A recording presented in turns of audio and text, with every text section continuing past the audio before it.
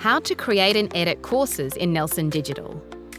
Now that you have your Nelson Digital account, you'll now need to create a course. This will link your account with your students. Make sure you're logged into your Nelson Digital account.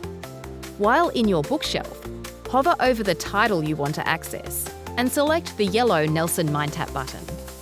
Next, select Create a Course under the cover of your chosen textbook.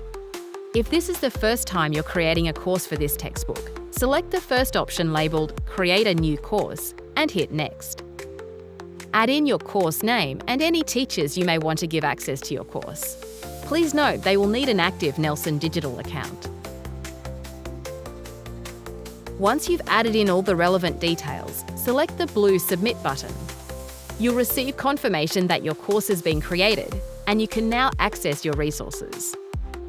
To add students to your course, select the Student Instructions button and copy the template we've provided. This includes your course name and unique key, so your students can join your class. And there you have it. You now know how to create a course via Nelson Digital.